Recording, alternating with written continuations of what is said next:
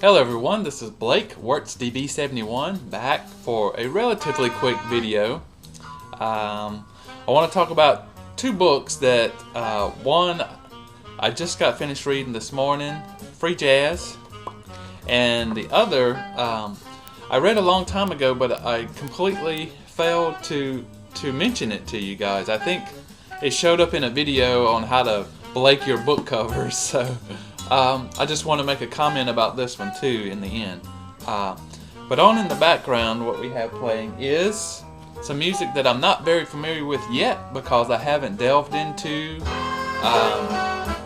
the folks out of St. Louis yet. It's a little loud.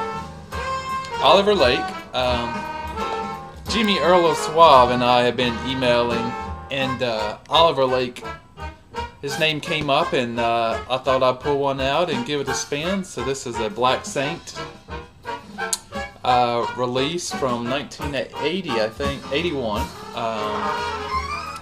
Performers or musicians on here: Oliver Lake, of course, Bakita Carroll, Donald Smith, Jerry Harris, and Ferron Aklaf. There you go. I'd say that it's more mainstream. However, what you're hearing now is an Eric Dolphy piece, Hat and Beard. In fact, they do three Eric Dolphy tunes on here, and then they have three Oliver Lake tunes. Side A is really good. Side B just kind of mainstreams and mellows out too much for me. But the side A is very good. But we'll get to Bag, the Black Artist Group, at some other point in time. This video is about Ekkehard, Jost, Free Jazz. Now, this book was recommended to me by a couple of people back in my book recommendation days. Recommend some books to me, and Anders in Stockholm recommended this to me. Also, Mike Johnson of Destination Out recommended this to me. Now, I've had this for a while, and I look at it, and I'm going to flip through here, and you'll see a lot of music notation and stuff. So I was very hesitant to start reading it until I learned more about music and how to read music for once, and some of the more technical details about music, which this book does get into. So I would say that if you can read music, fine. If you're a musician, fine. This is something you can immediately jump into. But if that's something that's not yet familiar to you, or you just have no interest in it, this may be a little tough to get through. Especially the first few chapters, which I'm going to show you the chapters. They, just trying to get used to Jost's writing style, which is very technical and academic.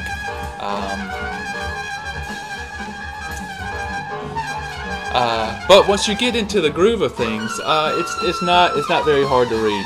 Now, what he does is he focuses on each of these guys: Coltrane, early period; Mingus, Coleman, Taylor; Coltrane, later period; Archie Shepp, Eiler, Don Cherry; the Chicagoans, which is mainly the art ensemble, and Anthony Braxton thrown in for good measure, and then finishes up with Sun Ra. So what he does is he takes a chapter and just focuses on like one or two or three of the major free jazz, improvisational, avant-garde style that this particular artist does a lot of, or is part of their normal makeup in their music. And so what Jost attempts to do, and for the most part does a pretty good job, is kind of explaining, that although it's free, you think free jazz or improvisational jazz is just like, whatever happens, right? Well, there's a lot of there's a lot of structure, not necessarily formal, but there's a lot of structure about what goes on and what he sees in these musicians' recorded output, to the point where he can kind of pinpoint or discuss some of these musical qualities in enough detail for a chapter.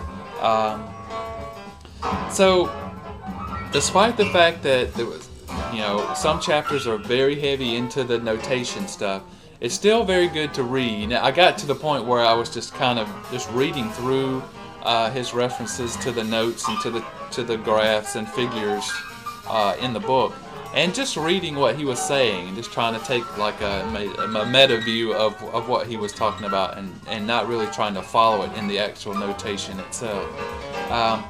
Very good stuff. For some of the artists that I'm more familiar with, I could follow it and see it very well, very easily. For artists that I've not yet delved into, Sun Ra being one of them, Don Cherry being another,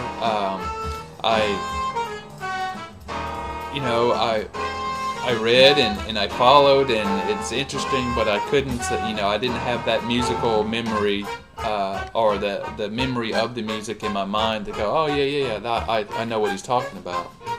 However, I will be coming back to this. I think it's great to read through, but then if you're going to look at some of these artists, their catalog in detail, this would be great to come back to and read a lot about. I was very, very particularly interested and enjoyed the chapters on Ornette Coleman, Don Cherry, and wait a minute, there was a third one. In the Chicagoans, of course, the Art Ensemble of Chicago. Very, very interesting stuff. So, highly recommended if you dig free jazz, avant-garde music, new music.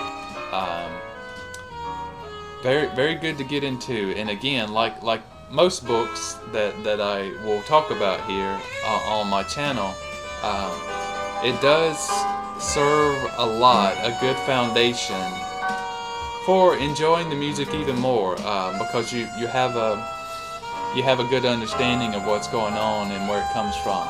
Now, speaking of where it comes from, I was thinking, right before I hit the record button, what points I wanted to make about this.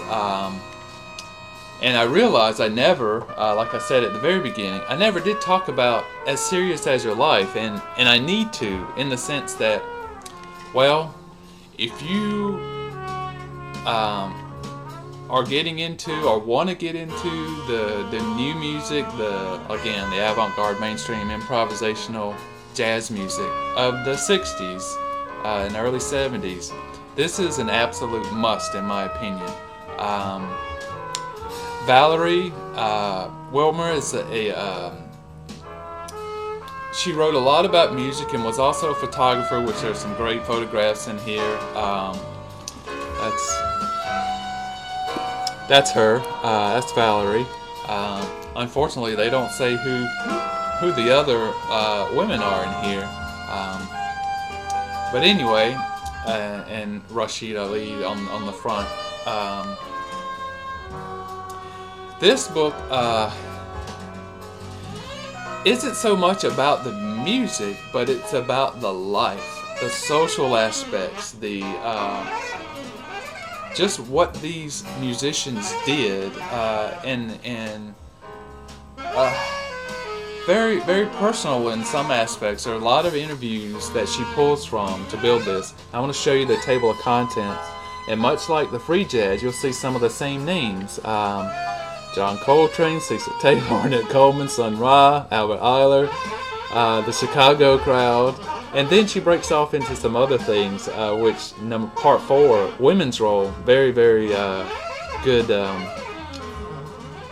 information there about the importance and the role that the women played, and then part 5, the conspiracy and some solutions. Just kind of a reaction on both sides of the music. This was written in I think the early 70s as well. Oh, no, 77, 1977. So you get a good part of the 70s in here. This was released in 74. And there might have been a few updates. Let's see. This particular edition was published in 94. I'm not sure if there were any major updates made to this. It really doesn't matter. Back to As Serious as Your Life. Again, I can't talk about any details because this has been something that I read many months ago. But if you want to, like I said, if you want to understand from where this music was born out of, and some of the social aspects of these musicians' lives, this is an outstanding book. Probably top 3 books about jazz and this music that I've read. Highly recommended. So find yourself a copy of this and read it. It's very informative. So I guess that's gonna do it for now. I just wanted to point out those 2 books, and Oliver's on this last song on side A. So I am in the process of belaking a lot of my records now, so I may pop back at some point later on in the weekend to talk about some more music. So hello everyone, and have a good weekend, in a good day or good week, or whenever you decide to watch this video. And as always, I love the comments. I respond to anything that comes to me, so give me a try. Talk to you guys later. Take care, everyone. Bye-bye.